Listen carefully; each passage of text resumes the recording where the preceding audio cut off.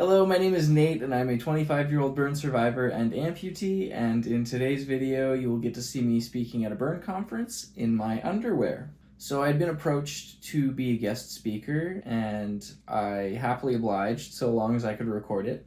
And the really cool part is some of the people you hear in the video were actually part of my team when I was in the hospital, so fun fact. So it is my absolute pleasure to introduce Nate. I'm not even going to say how funny and how much I like this guy. He was just such an awesome, open person. I love listening to him chat. I could probably listen to him chat for hours. He is so interesting and his experience is something you're going to want to listen to. It's probably worth noting that I hadn't spoken in front of a crowd in a very long time at this point, so I was a little nervous, not to mention the fact that I'm in my underwear adds a little bit of extra anxiety, but I do end up skipping part of the video later. It's mostly just me telling the story of the house fire again, as well as the medical updates from when I was in the hospital, but I'm going to use those for a future video. Teens from PEI. I think I'm not even going to say how funny and how much I like this guy, because he is really, he is so interesting and his experience is something you're going to want to listen to. Yeah, as soon as they can.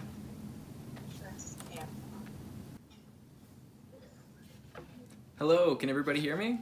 It is pretty good. You might just need to project your voice a little bit. All right. It's still a little bit loud.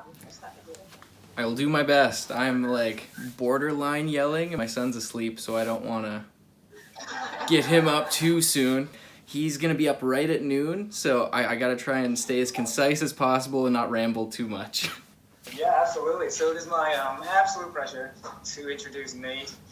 So Nate was admitted on the unit for a couple of months around Christmas time, I believe, and so a little bit after. He was just such an awesome, open person. I love listening to him chat. I could probably listen to him chat for hours. So I will get off the stage and give Nate the floor. Thank you so much, Nate, for agreeing to do this. It's good to see you, man. You look great. Great to see you too. Thank you.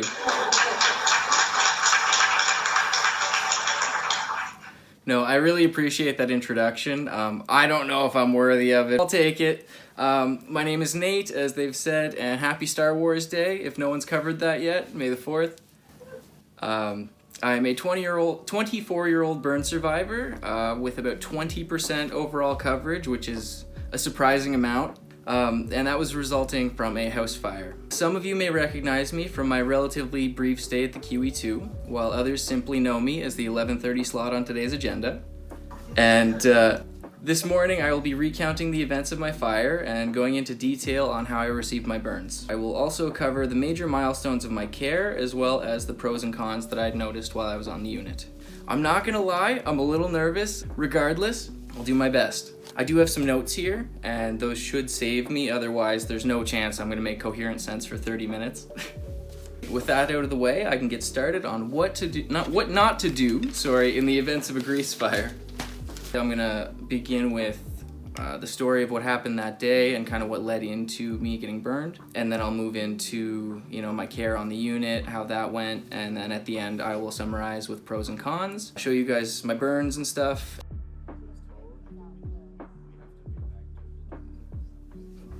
Day 39, I am finally well enough to be discharged, and to me that's mind-blowing. Like, just over a month, and my team had me from, not able to eat, wipe my own butt, stand up, to going to see a concert and my father-in-law's wedding. Like, I was so shocked at the level of care and commitment that everybody had to my well-being. Like, I know that's their job, but like Brian and Angelina and Eleanor, like, they all say, hey, text me if you have any questions at all, and they mean it. Like, as Brian had said, he follows up. Just a couple days ago, I was talking to them about doing this burn conference, right?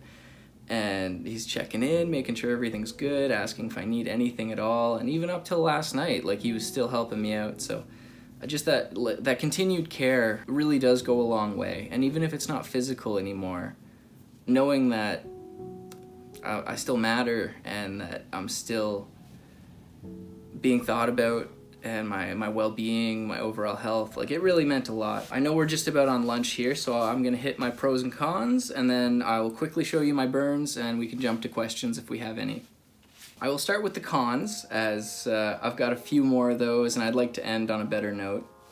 There were some that weren't really within anyone's control, and there were also some that I'm sure were probably just one-offs, but I was told to lay it all out. You guys can use it as, you know, constructive criticism. It might not apply to everybody listening, but my first night, when I got out of the ICU and onto 4.2, the first nurse I had, I won't name names for any of this, but basically wanted me to be in charge of my own care when I had just been through this super traumatic event and I had no idea what was going on a bunch of drugs for the first time ever.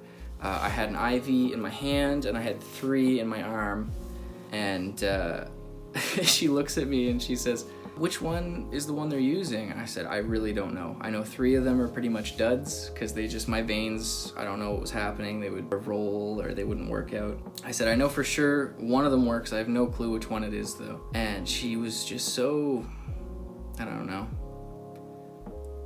just rude all around. And like the position I was in was very delicate. So for her to just expect me to know what's up, I was like, I really don't know. I don't even really know what's going on right now. I'm on a lot of different stuff that I've never taken before, and I'm hardly lucid, so it's really not my job to know which one of these is the right one. And anyway, she got pretty frustrated with me, so that's the first one.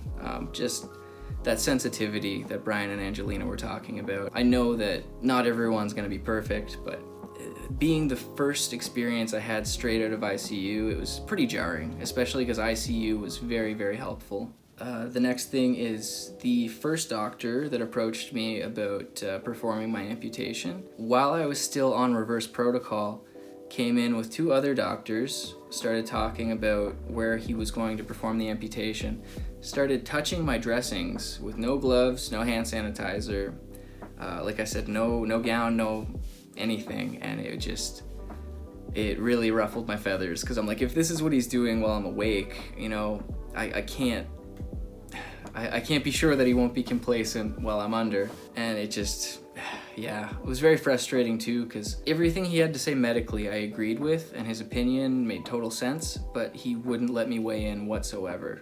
And that rapport really goes a long way too, especially when someone's in such a traumatic situation. I just lost everything. Like, it was just poor form. The next thing is the wiring in my room scared the crap out of me. This one's pretty quick, but one night I heard a very, very loud pop come from the outlet. My room was dark because it was nighttime, and I saw the spark light up the corner of my room. So I had called the nurse in, and she said she called someone to fix it, but they couldn't make it until like the next morning. So I got very, very little sleep that night, needless to say. Another brief one, my neighbor, again, something people can't really control, but constantly screaming all hours of the day, all hours of the night, really, really impacted my sleep quality. And it was to the point that there was nothing I could do. I was offered earplugs a couple of times, but no one could find them, so I didn't end up getting those either. I just made the most of it. I did what I could. All right, I have a few pros here too, because we can't forget the good stuff. Many team members took what I had to say very seriously. And again, with the contrast to the nurse and the doctor that didn't, that really made them stand out much more, because my entire team was fantastic. Anytime I had to weigh in and evaluate compression or a splint or dressing change, they always listened. And no matter what I said, they tried as best they could to accommodate. Our social worker, Kathy, was also fantastic. She helped us out a lot with the front end stuff, like trying to find a place to live and working out like all those details, because that was a lot too. You're in the hospital, my wife's trying to look after our son and come visit me, and we just don't have the time or energy to do a lot of that stuff by herself. And flatbread pizza, it saved me. As mentioned earlier, like when you're severely burned, you need a lot more protein, a lot more calories. So my diet was typically like 2,000, 2,500 calories, and all of a sudden they want me to eat 6,000 calories a day. And I'm like, oh my goodness, that's a lot. So just trying to eat even half of that was a challenge. And with the intubation in ICU and the little bit of smoke inhalation I did get, my throat was very, very sore. So for the first couple weeks, it was very difficult for me to eat, and there was such a push for me to do that for my healing, which I understand, I definitely get.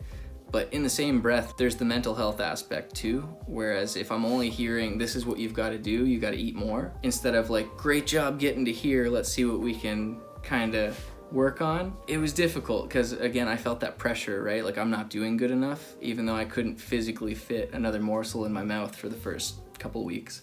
But luckily that resolved itself. We figured out how to make some protein milkshakes, and that kind of closed my caloric gap. But the flatbread pizza, it was so good, and everything else on the menu, by the time it would get to me, or by the time I got to eat it, it would be like cold and congealed, and even microwaved. It wasn't awesome, but that flatbread pizza saved me because it could sit on my tray for like 3 hours and it was still consistently delicious. The last thing I'll cover from this before I show you guys my burns and stuff, because my son is also awake, so great timing, is the overlap. So I made a Venn diagram for pros and cons, and in the center I was like, I'm not gonna put anything there, but with all the talk of body image and scarring and stuff, it's come up a lot. I realized that body image for me actually does go in the middle.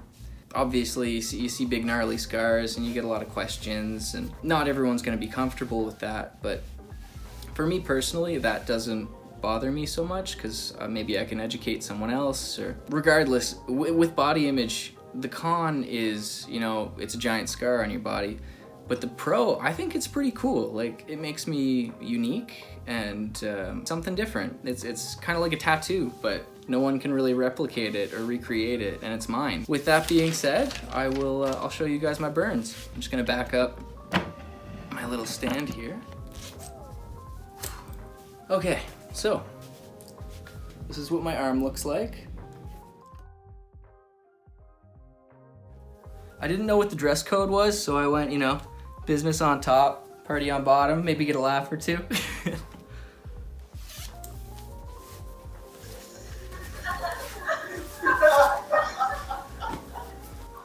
I hope you appreciate the commitment. So, this is the right leg. It's my thigh. Down here, kind of at my knee, that was where the hypergranulation I mentioned was really, really bad. So you can kind of see that really thick, dark spot, or I hope you can see. It was raised probably 1/4 of an inch. It was really bad. And as you've seen on some of the other pictures, there's that texture is still there on my skin, but it's almost smooth to the touch now. You can see it's kind of leathery, but in the same breath, it's so much smoother than it used to be. And that's only 6 months, give or take, post-fire with compression. So here's my bad foot. So this is where they stopped the graft, and because they knew the amputation was coming, so not a whole lot of point harvesting more skin and making more donor site. It was really bad. My donor site is healed up pretty good. It's almost a normal skin pigment. It's still kind of dark, but can't complain. Also worth mentioning too, when I got to ambulatory in Summerside, they said that the grafts that I had were the best they'd ever seen, so don't let that go to your head, Jack. So there's my shin. You guys might be able to hear my son, he's kind of squawking. I'm gonna go grab him shortly. And then my foot, kind of like the whole top of the foot and the side too. Okay. Well, I won't take up any more of your time. I know I'm a little bit over. If anyone had any quick questions that I can answer.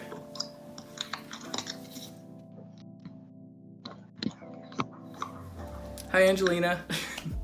Thanks so much for your presentation. I wanted to unmute at times because I promise you every joke hit. So the reason Brian said that is because this is literally all I could see. I couldn't see the audience. They had muted themselves, so I had no auditory feedback for the most part, and I was really just making jokes to myself, hoping that everyone else was laughing too. During the crowd, Awesome. able to hear, but Awesome. I wanted to also give you some feedback, and your check is in the mail for all the rest of it. Perfect. You know the new address, right? Not the old one? Yeah, exactly. Yeah, the brand new address. I wanted to show you the crowd here who came out here just to hear you talk, and honestly, the patients are why I'm here, so thank you so much for how transparent you are. All I see, I think Certainly. Experiences like this do a long way to show us what we can continuously do better. And honestly, man, thank you so much for going to be here today with us and your time, as always. Well, thank you for your time and for the opportunity. I really appreciate it.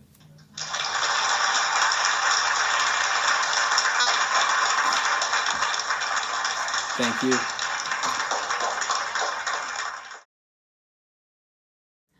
so much, Nate, for agreeing to do this. It's good to see you, man. What a great Great to see you too. Thank you.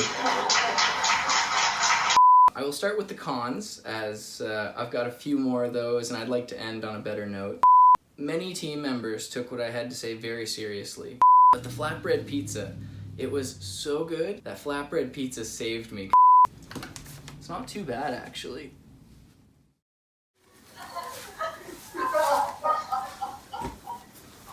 I hope you appreciate the commitment. So,